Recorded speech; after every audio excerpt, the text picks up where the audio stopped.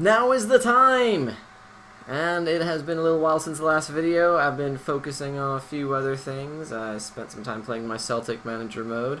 It's a lot more fun when you've got tons of money to throw around in the transfer window. But that's a story for another time.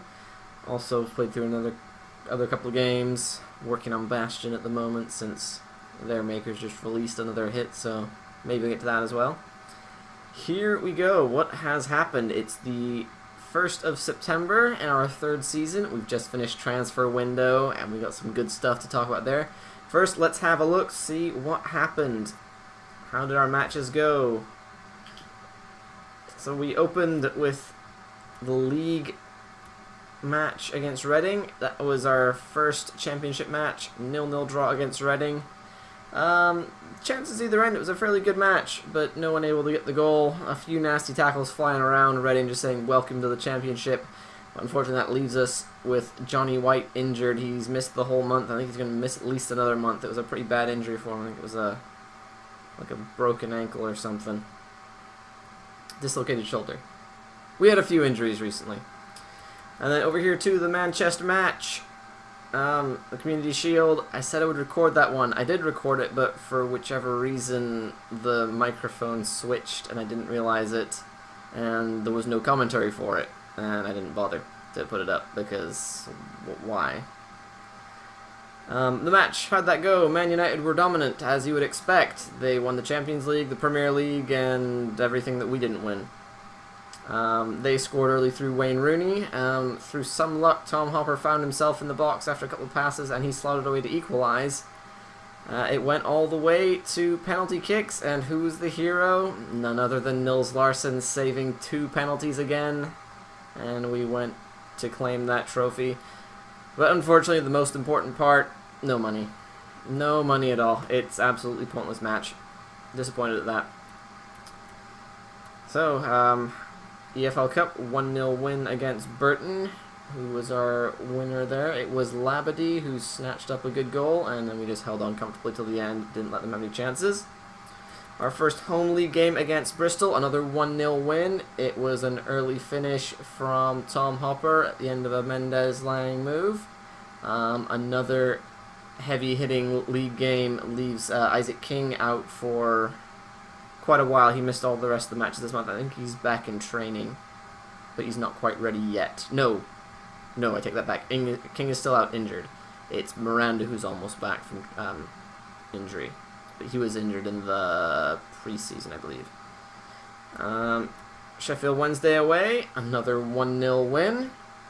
Riggs scored that one. The midfield did very well. Larsson in goal, and the defense played exceptionally well that match to keep Sheffield Wednesday out. They were one of the better sides in the last season.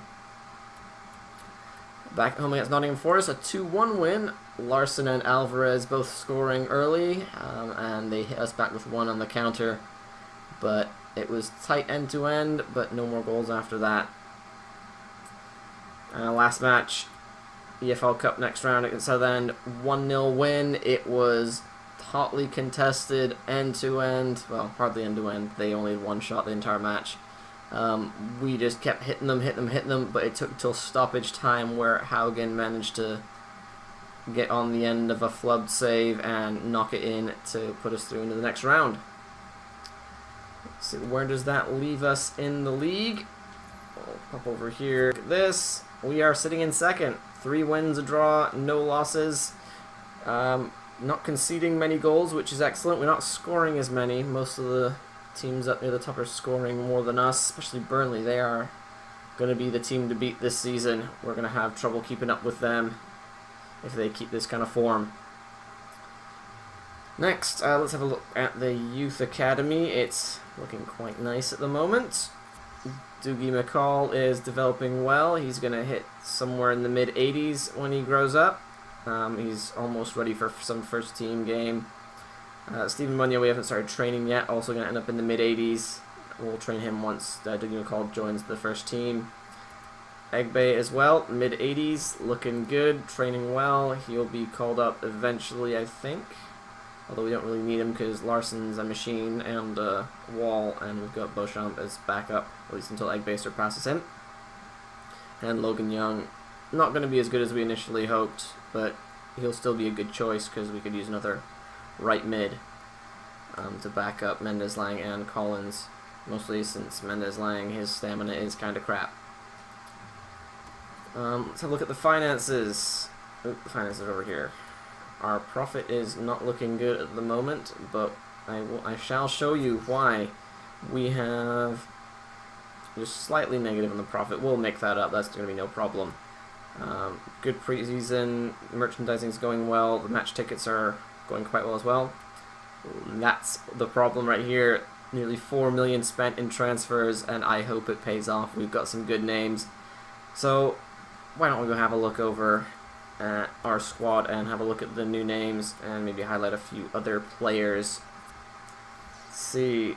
One of our most recent signings, Massimiliano Seri, 1 million from Granada. He is looking to be a fairly decent defender, excellent tackler, fairly decent in the air, got high jumping, strength, and speed, so he should be a really good prospect. He's only 20 years old, so he's got some growing to do. Of course, I think I mentioned in the last video, what was the last video we did? It was... I can't remember if it was in the final of the preseason or if it was in the Manchester United Community Shield game that I never actually posted because I didn't have commentary.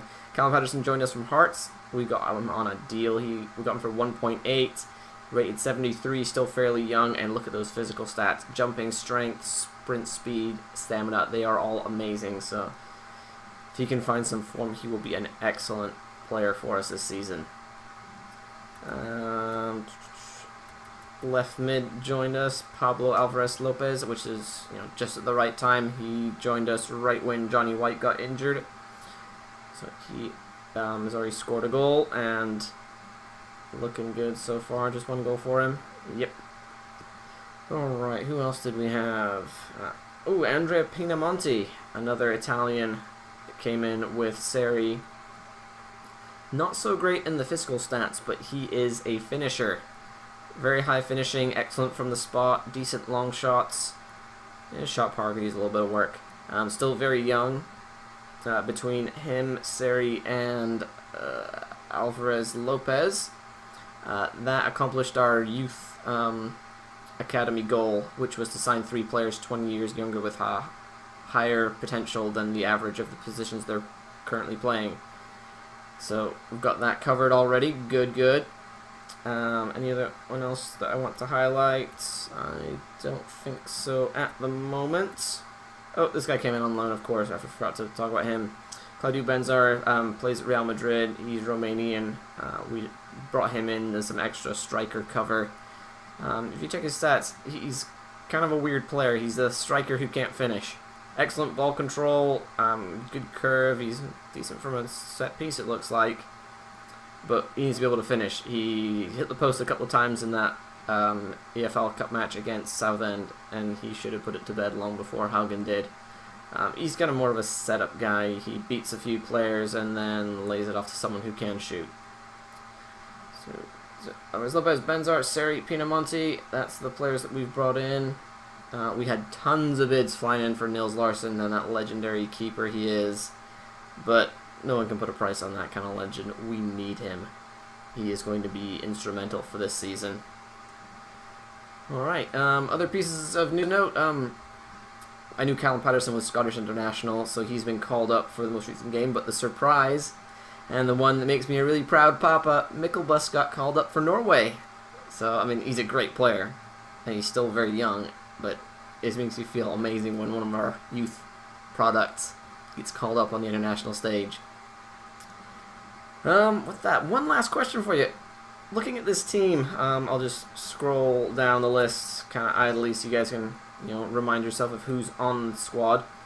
Who is our club talisman? Who is the main guy? I mean, for me, I think it's Mikkelbus because he's been there since the beginning. He's one of our first youth scouted players, one of the first we brought into the team. And he plays amazing. He's big, he's strong, he's not overly quick, but he's not slow by any stretch. And he can hit them thunderbolts like no other. He's scored at least 4 from range.